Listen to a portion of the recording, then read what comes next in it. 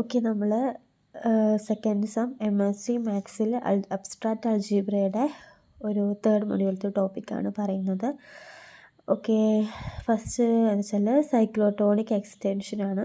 സൈക്ലോട്ടോണിക് extension എന്ന് പറഞ്ഞാൽ the splitting field of x raised to n minus 1 over f is the end cyclotonic extensions of f. അതായത് x raised to n minus 1 ഉള്ള ഒരു polynomial, ആ ഒരു പോളിനോമിയലിൻ്റെ splitting ഫീൽഡിനെയാണ് നമ്മൾ എന്ത് പറയുന്നത്, സൈക്ലോട്ടോണിക് എക്സ്റ്റൻഷൻ എന്ന് പറയുന്നത്. അതായത് സ്പ്ലിറ്റിംഗ് ഫീൽഡ് എന്ന് പറയുന്നതാണ് ആ പോളിനോമിയലിൻ്റെ എല്ലാ സൊല്യൂഷൻസും കണ്ടെയ്ൻ ചെയ്യണം, അതുപോലെ തന്നെ എഫും കണ്ടെയ്ൻ ചെയ്യണം. ഓക്കെ, സ്പ്ലിറ്റിംഗ് ഫീൽഡ് അതാണ്.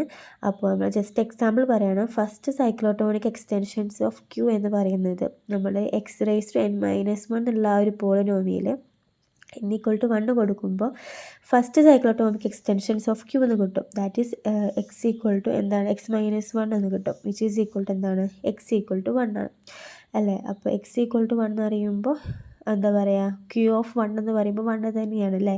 1 പറയുമ്പോൾ എന്താ പറയുക, ക്യൂവിലുള്ളത് കൊണ്ട് നമുക്ക് ക്യൂ തന്നെ പറയാം. അതുപോലെ തന്നെ സെക്കൻഡ് സൈക്ലോട്ടോമിക് എക്സ്റ്റൻഷൻസ് എടുക്കുമ്പോൾ x² - 1 എന്നാണ് വരിക. That is x = +or-1. That is q of 1 - 1 എന്ന് പറയുന്നത് ക്യൂ തന്നെയാണ്. ക്യൂവിലുണ്ടാകും എന്ത്, 1 - 1, അതുകൊണ്ട് ക്യൂ തന്നെയാണ് നമുക്ക് എന്ത് കിട്ടാം, second cyclotomic extensions of Q ആയിട്ട് കിട്ടുക. അതേപോലെ splitting field of x raised to n minus 1 എന്ന് പറയുന്നത് സെപ്പറബിളാണ്. സെപ്പറബിൾ എന്ന് പറയാൻ കാരണം എന്താണ്, അതായത് നമ്മളിപ്പോൾ സെപ്പറബിൾ പറഞ്ഞാൽ ഡിഗ്രിയും ഇൻഡെക്സും ഈക്വൽ ആകുമ്പോഴാണ് സെപ്പറബിൾ എന്ന് പറയുക. ഇവിടെ നമ്മൾ just second cyclotomic extensions of Q എടുത്താൽ x² - 1 ഡിഗ്രി എന്ന് പറയുന്നത് എന്താണ്, x² - 1 ഡിഗ്രി എന്ന് പറയുന്നത് എന്താണ്, 2 ആണ്. അതേപോലെ തന്നെ അതിൻ്റെ ഇൻഡെക്സ് എന്ന് പറയുന്നത് എന്താണ്, അതായത് ഇൻഡെക്സ് പറഞ്ഞാൽ എന്താണ്, it is the number of isomorphisms on K with leaving Q fixed അല്ലേ.